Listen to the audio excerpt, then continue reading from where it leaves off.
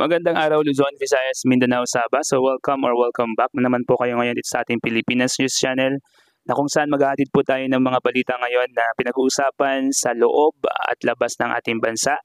So sa News 5 po ang ating resource ngayon. Sinabi po dito na si Donald Trump was elected US President on Wednesday, November 6, capping a remarkable comeback 4 years after he was voted out of the White House and ushering in a new American leadership likely to test democratic institutions at home and relations abroad. So congratulations po kay Donald Trump para po sa mga Filipino-American citizens. Congrats po kung kayo po ay nag-aspire na manalong president po si Donald Trump. Nakuha po ninyo yung pinapangarap nyo maging presidente ulit. So congratulations po ulit sa inyo. Samantala, ang incumbent president o yung pong paalis na president na si Joe Biden ay naghatid po ng mensahe para kay US Vice President Kamala Harris. So natalo si Harris sa pagkapangulo kay Republican Donald Trump. Hindi aniya siya nagsisi sa pinili niya bilang vice-presidente si Harris noong 2020. As I've said before, selecting Kamala was the very first decision I made when I became the nominee for president in 2020. It was the best decision I made. Her story represents the best of America's story. And as she made clear today, I have no doubt that she'll continue writing that story. Dagdag pa niya. So ito po yung quotation na na-provide po ng News 5. What America saw today was the Kamala Harris I know and deeply admire. She's been a tremendous partner and a public servant full of integrity, courage, and character. She will continue the fight with purpose, determination, and joy. She will continue to be a champion for all Americans. Above all, she will continue to be a leader our children will look up to for generations to come as she puts her stamp on America's future. Well, para po sa inyong kaalaman mga kababayan, ang pagiging nominee ng Democrats bilang isang president ay napakahirap gawin. At yun po ay na-overcome, nagawa po ni Kamala Harris. And for that, salute pa rin po sa kanya and congratulations pa rin po sa kanya for being the Vice President for 4 years ng Amerika. Nakasama po si Joe Biden. Pero ganun po talaga, lahat po ng mga sinimulan ay meron pong katapusan.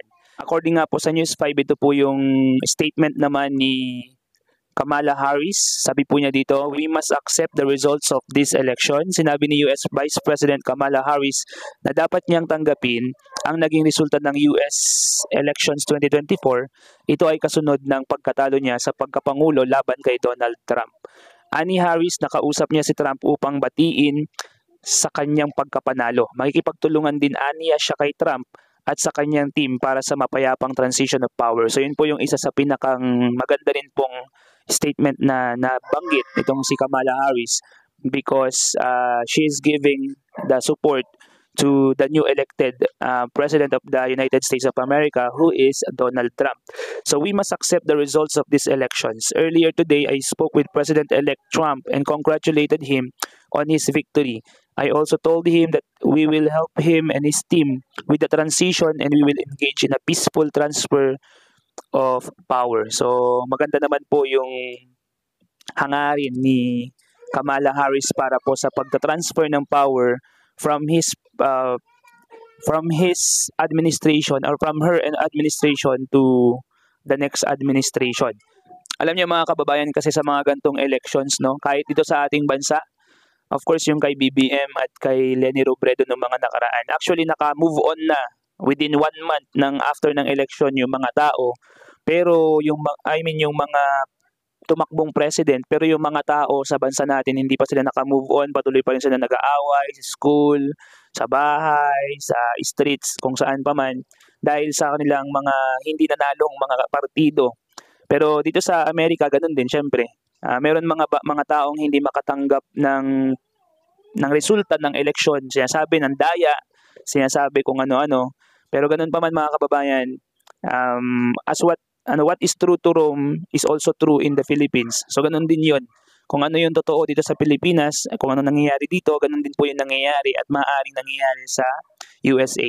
Kaya po nabanggit to ni Harris na we must accept the results of this election because meron po mga supporters niya ang hindi syempre makatanggap or matanggap kung ano yung naging resulta ng eleksyon sa pagka-presidente. Of course, this is history mga kababayan. Um, Once in a lifetime lang pwede kang tumakbo bilang presidente at pag natalo ka, kakaroon ka na naman ng mahabang panahon na paghihintay bago ka magkaroon ulit ng isa pang pagkakataon. Paano kung mag-rise up na yung mga iba pang mga leaders na mas magagaling sa'yo? So you will not be president anymore of the promised land or ang USA or United States of America.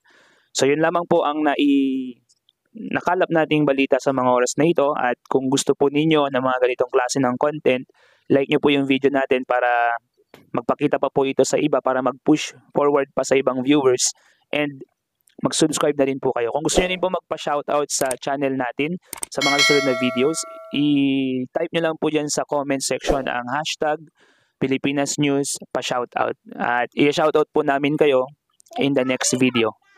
Once again, this is Pilipinas News Channel. Peace out.